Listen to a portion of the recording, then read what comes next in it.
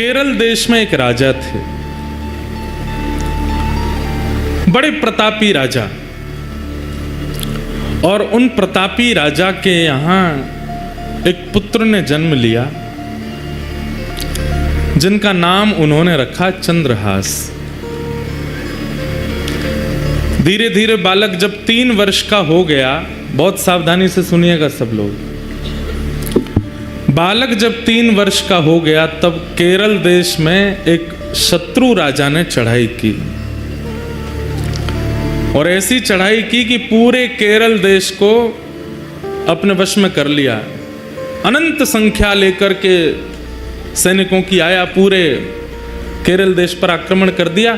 उस आक्रमण में राजा मारे गए, सैनिक मारे गए। अब धीरे धीरे स्थिति की सेना ने भीतर देश में प्रवेश करके वहां की औरतों को, बच्चों को भी मारना प्रारंभ किया। जो क्रूर राजा जिसने आक्रमण किया था उसको पता चला, बोले कि राजा मर गया, रानी मर गई, पूरा परिवार मर गया, एक इनका 3 वर्ष का बालक है वो अंदर भवन में है, उसको मार दो तो आपकी विजय हो गई इस देश पर। जैसे ही उस राजा ने अंदर प्रवेश करना प्रारंभ किया तो एक धाई मां, जो बालकों की आजकल कह दें तो बेबी सिटर करते हैं ना, बच्चों की जो ध्यान रखते हैं, दूध पिलाना, खिलाना, नहलाना, बड़े बड़े घरों में रखते हैं लोग, एक धाई मां, उनकी एक धाई मां चंद्रहास बालक की, उसको जैसे ही पता चला कि कोई आक्रमण में सब मारे गए हैं और अब वो राजा यहीं आ रहा है इस बालक को मारने के लिए,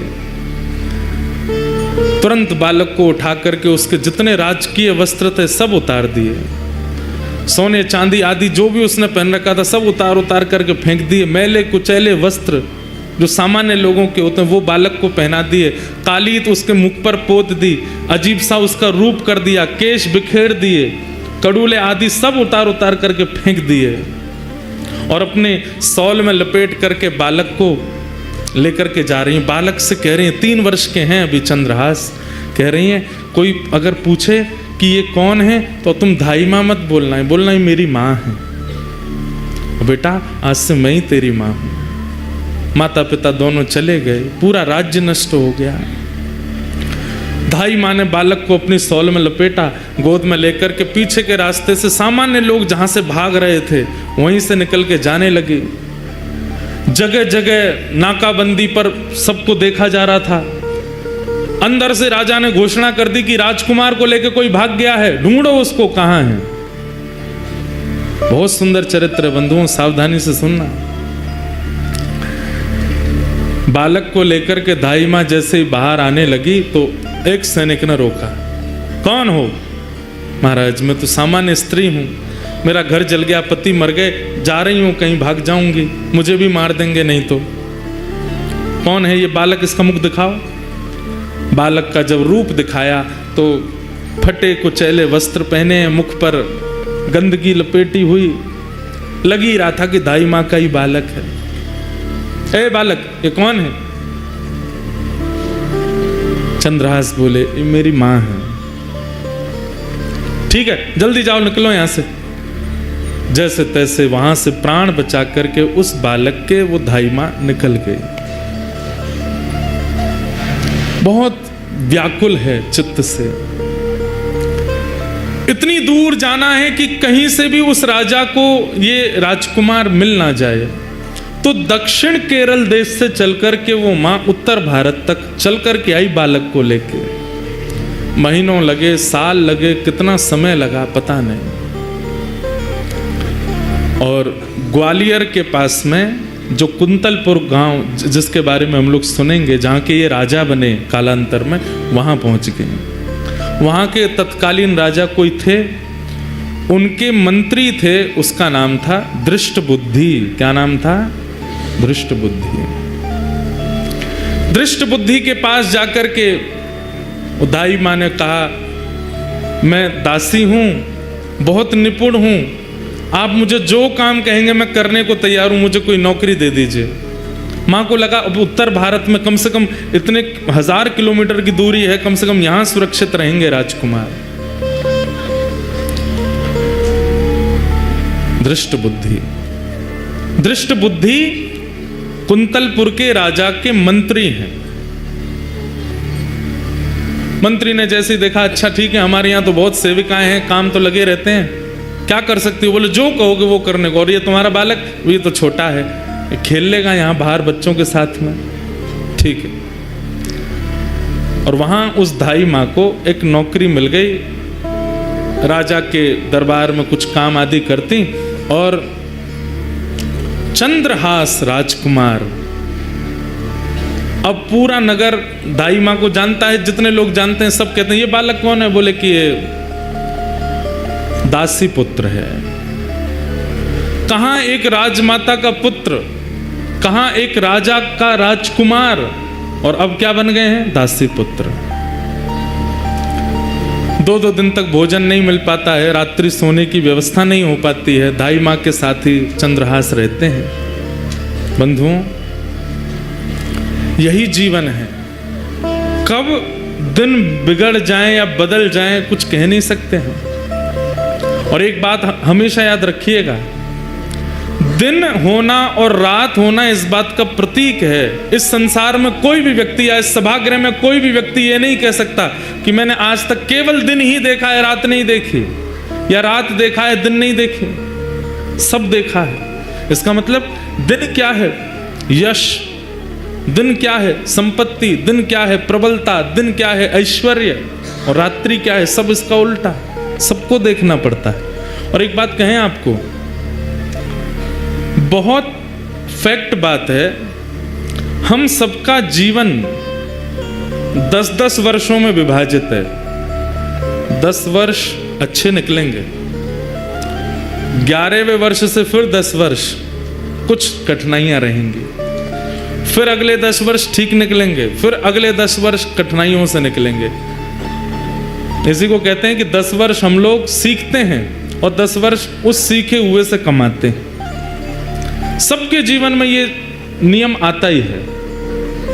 किसी किसी के प्रारंभ जीवन में ही आ जाता है, किसी के मध्य जीवन में, किसी के अंत जीवन में, पर ये 10 वर्षों का विभाजन चलता ही रहता है। राजा,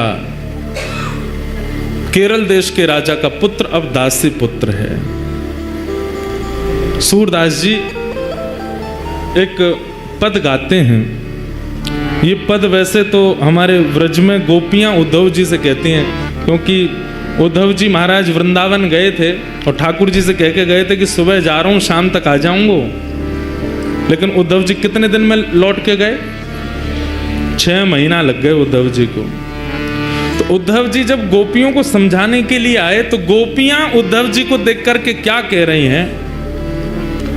वही शब्द श्री सूरदास जी गा रहे हैं। क्या? ऊधो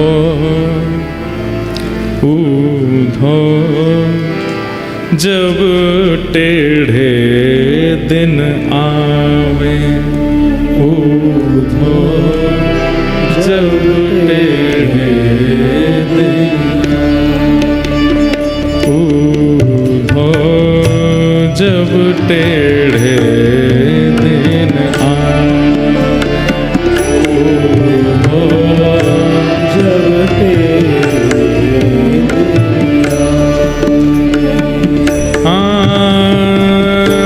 इष्ट मित्र मुख हूँ नहीं बोले, इष्ट मित्र मुख हूँ नहीं बोले, इष्ट मित्र मुख हूँ नहीं बोले। इष्ट मित्र सुनने लायक पद है, याद करने लायक पद है। देखत नैन चुरावे हो, देखत नैन ऊधो जब टेढ़े दिन आवे,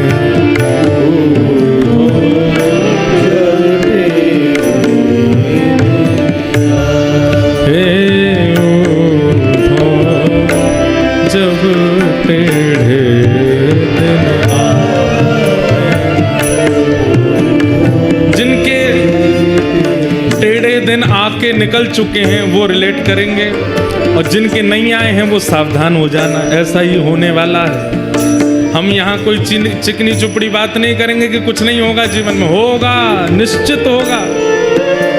किसी का जीवन एक रस नहीं रह सकता इस संसार में, चाहे मैं ही क्यों ना हूं। सबके जीवन में संकट और ऐसी विपरीत टेढ़े दिन सबके आते हैं, आएंगे जरूर, पर करना क्या है? दुख की घड़ी से भागना नहीं है, जूझना, लड़ना है। और वो लड़ना जूझना आचार्य सिखाते हैं, सत्संग सिखाता है। जब टेढ़े दिन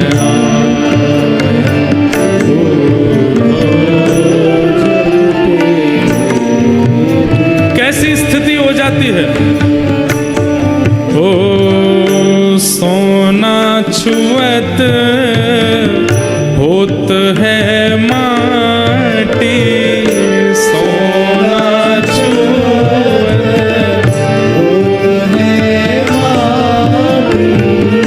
सोना छुअत होत है माटी, सोना छुअत होत है माटी। और मूर्ख ज्ञान सिखावे, ओ मूर्ख ज्ञान सिखावे।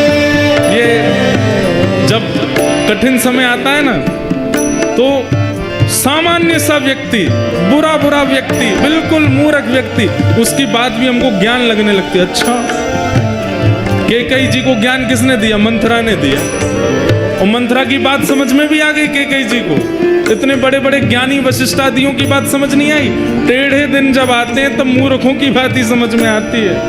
ये बात गोपियां व्यंग करके उद्धव को कह रही हैं। बता, हम गोपी जो गोपी गीत में कह रही हैं, न खलु गोपिका नंदनो भवान अखिल देहि नाम अंतरात्म दृक् विखन सार्थितो विश्वगुप्त। ठाकुर जी से कह रही हैं, तुम नंद जी के लाला नहीं हो, तुम यशोदा के लाला नहीं हो।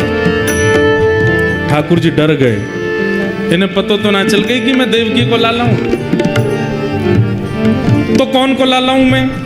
गोपी बोली, विखन सार्थितो विश्वगुप्त, आप साक्षात ब्रह्मा को भी बनाने वाले परमात्मा हो, हम जानती हैं आपको। ठाकुर जी बोले, ले, मैं तो यूं सोच रहा हूं, ये जानती हूं कि मैं देवकी को लाला हूं, इनको तो ये भी पता है कि मैं परमात्मा हूं। वो गोपियां, और उन गोपियों को समझाने उद्धव आया है। गोपियां कह रही हैं, जब टेढ़े दिन आते तो तुम जैसे मूर्ख ही समझाते हैं उद्धव। मूर्ख ज्ञान सिखावे,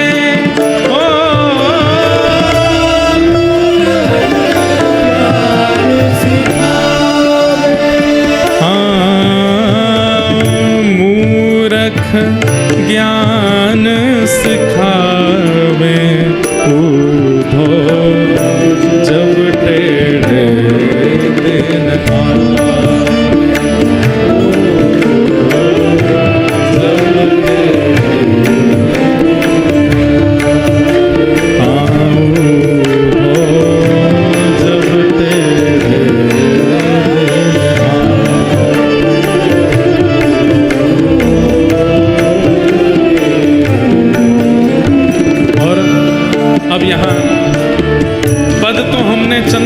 की स्थिति के लिए गाया। कैसे टेढ़े दिन आए हैं कि कहां एक राजकुमार अब दासी पुत्र कहलाते हैं। कितनी परीक्षा है चंद्रहास की। माताजी चली गई, पिताजी चले गए, एक राजकुमार केरल देश का अब ग्वालियर के पास में एक राजा के यहाँ पे दासी का पुत्र बना बैठा है। पर इस पद में गोपियां अपनी विरह वेदना भी कह रही हैं, उद्धव हमारे टेढ़े दिन आए हैं, कन्हैया के भी टेढ़े दिन आए हैं। बोले काय को?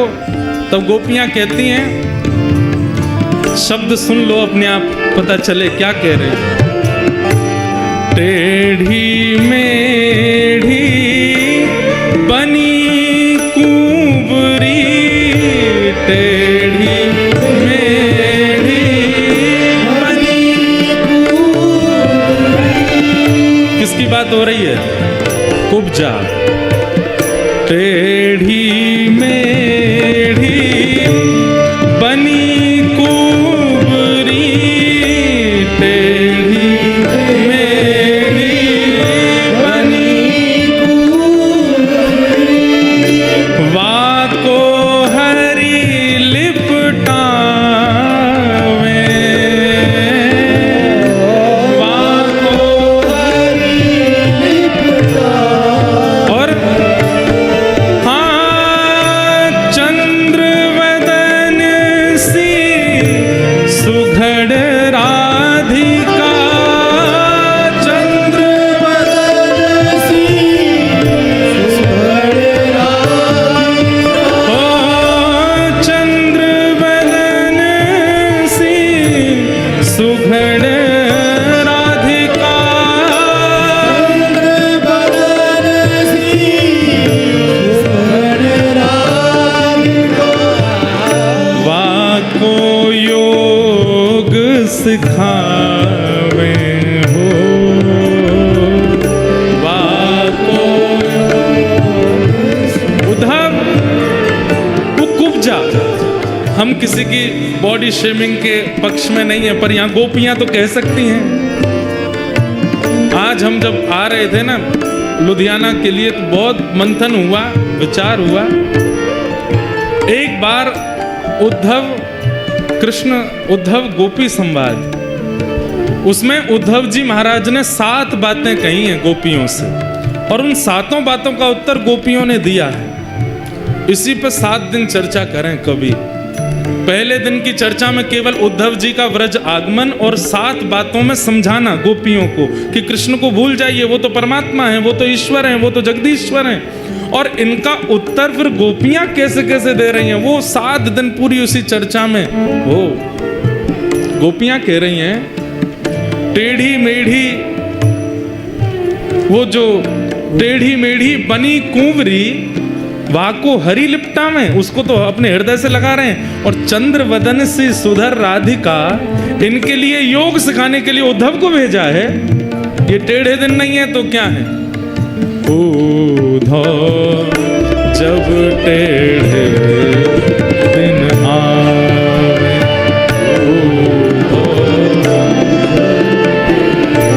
और 10 वर्ष वाली बात मेरी सिद्ध यहाँ हो जाएगी कि ठाकुर जी जन्मे और उसके बाद 11 वर्ष रहे व्रज में।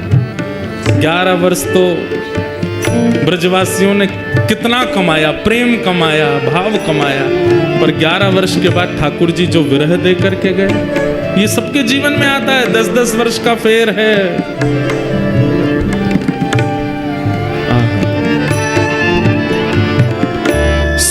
सूरदास विधना के आगे, सूरदास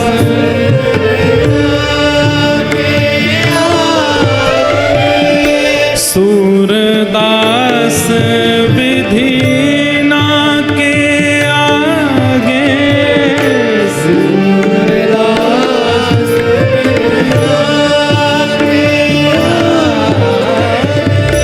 काको दोष लगावे,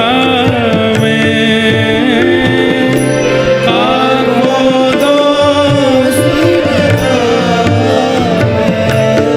हाँ अपनो अपनो भाग्य सखी रे, अपनो अपनो भाग्य सखी रे, अपनो अपनो भाग्य सखी रे, अपनो अपनो भाग्य सखी रे। छिन भरी टर ना पावे, छिन भर टर ना पावे, उठो जब टेढ़े दिन आवे, उठो जब टेढ़े, हे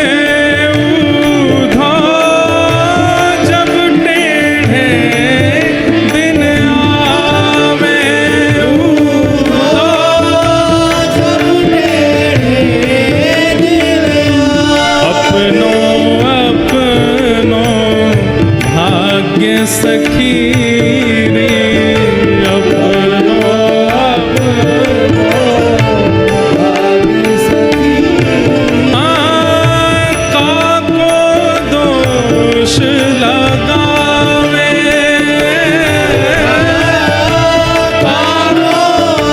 दोष लगावे जब टेढ़े दिन आवे जब टेढ़े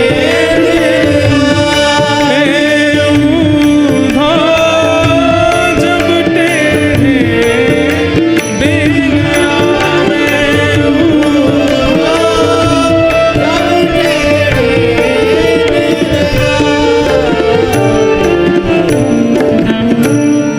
अपनो अपनो भाग्य सखी रे अपनो अपनो भाग्य सखी काको दोष लगावे काको दोष लगावे सूरदास विधि ना के आगे सूरदास विधि के आगे छिन पलटिक ना पावे ऊधो जब टेढ़े दिन आवे ऊधो जब अंत में गोपियां कह गईं, टेढ़े दिन आते हैं, सबके भाग्य से आते हैं, पर विधिना के आगे छिन न टिक पावे। अगर किसी के चित्त में, गोस्वामी तुलसीदास जी प्रसिद्ध बात है, सबको पता है, दीन कहे धनवान सुखी, धनवान कहे सुख राजा को भारी, राजा कहे महाराजा सुखी, महाराजा कहे सुख इंद्र को भारी, इंद्र कहे चतुरानन को सुख, ब्रह्म कहे सुख विष्णु को भारी, तुलसीदास विचार कहे हरि भजन बिना सब जीव दुखारी, सब दुखी। कष्ट का समय सबके जीवन में आता है बंधुओं, बस उस समय पर धैर्य मत खोइएगा। ये 10 दिन में जो भजन किया, 10 वर्ष में जो भजन किया, वो 10 वर्ष कष्ट के जमावेंगे। तब उस भजन से बल लेकर के बस उससे जूझ लीजिए, निकल लीजिए, शांत रहिए, मौन रहिए। आज चंद्रहास जी एक दासी पुत्र हो गए। कैसा उनका जीवन, छोटे बच्चों के साथ में बाहर गली में खेलते हैं, नाली में गिर जाते हैं, सब कुछ राजकीय अब नष्ट हो चुका है और दासी पुत्र के नाम से ही जाने जाते हैं। लेकिन ठाकुर जी जब परीक्षा लेने पे आते हैं तो बंधुओं अति कर देते हैं कई बार। 5 वर्ष की आयु हुई चंद्रहास जी की और जो दाई माँ उनको लेके भागी थी बचाने के लिए, अब उसके प्राण निकलने लगे। कोई नहीं है अब चंद्रहास जी का इस दुनिया में, माता पिता परिवार सब मारा जा चुका है, एक दाई माँ है बस। और अनजान नगर सब दासी पुत्र समझते हैं इनको। चंद्रहास जी गए अपनी माँ के पास, दाई माँ के पास, तो देखा बिस्तर पर पड़ी, बुखार चढ़ रहा है। सिर दबाने लगे, माँ आपको क्या हुआ? चंद्रहास का हाथ पकड़ लिया, बालक अब मैं जाने वाली हूं, आप जा रही हो, मैं किसके पास जाऊंगा फिर? मेरा कौन है यहाँ पे? माता पिता जा चुके हैं, आप मुझे यहाँ ले आई, मैं आपको ही माँ मानता हूँ, यहाँ सब लोग मुझे जानते नहीं हैं, मुझे कोई पूछता भी नहीं, आप भोजन कराती हैं तो मैं खाता हूँ, आप मुझे नहलाती हैं तो मैं नहा लेता हूँ, मैं किसके पास रहूँगा अब? सुनो चंद्रहास, इधर आओ, आज के बाद कोई पूछे तुम्हारे माँ कौन है तो कहना कृष्ण मेरी माँ है। कोई पूछे तुम्हारे पिता कौन है तो कहना कृष्ण मेरे पिता है। कोई पूछे कि तुम्हारा आश्रय कहाँ है तो श्री कृष्ण के चरणार बिंदों को ही अपना आश्रय बताना। कोई पूछे तुम्हारा सर्वस्व कौन है तो कृष्ण ही तुम्हारे सर्वस्व है। बोलो चंद्रहास, तुम्हारी माँ कौन है? चंद्रहास रोते हुए बोलते हैं, कृष्ण मेरी माँ है। जानते भी नहीं है कृष्ण है कौन, बस माँ समझा रही है। कौन है तुम्हारी माँ? कृष्ण मेरी माँ। तुम्हारे पिता कौन है? कृष्ण मेरे पिता हैं। तुम्हारे सर्वस्व कौन है? कृष्ण मेरे सर्वस्व। और यही कृष्ण मेरे सर्वस्व, कृष्ण मेरे सर्वस्व कहते कहते कहते धाई माँ ने भी प्राण त्याग दिए। अकेले रह गए हैं चंद्रहास पूरी दुनिया में, अब कोई नहीं है उनके पास। नारद जी कथा सुना रहे हैं और सामने बैठ के कृष्ण अर्जुन दोनों रो रहे हैं। चंद्रहास जी का चरित्र। चली गई मां, किसी के घर में किराए पर या कैसे भी रहती थी, उन घर वालों ने अब चंद्रहास जी को घर से निकाल दिया। मां तो थी, काम करके कुछ देती थी, अब तू अकेला क्या करेगा, यहां पर निकल जा। छोटे से 5 वर्ष के चंद्रहास निकल गए घर से।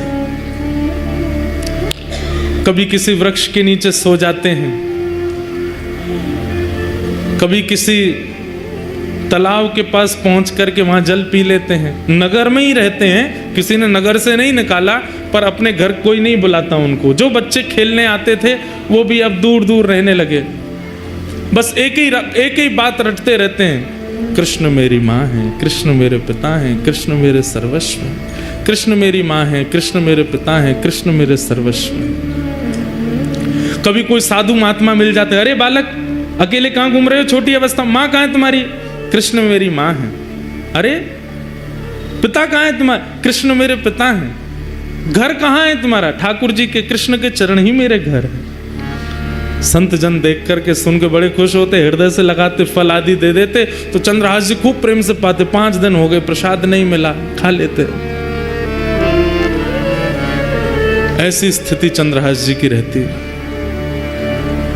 कुछ गांव के बच्चे उनको मित्र तो मानते थे, पर दूर से ही उनके साथ में देख करके बस दूर ही रहते थे, माता पिता जाने नहीं देते थे।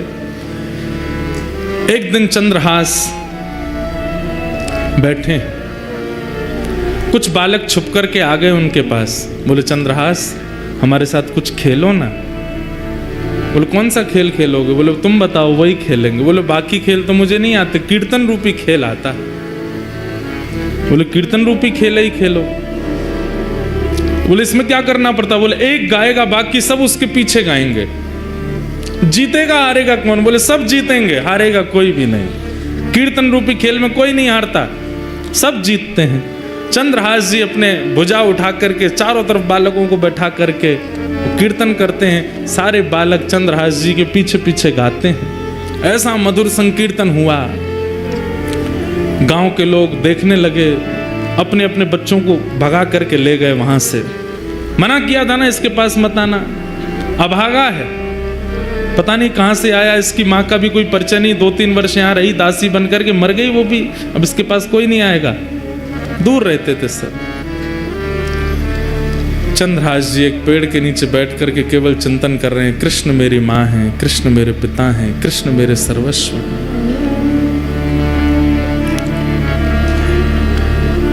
कठिन परिस्थिति सबके जीवन में आती है बंधुओं, बस उस परिस्थिति में ठाकुर जी का त्याग मत करो।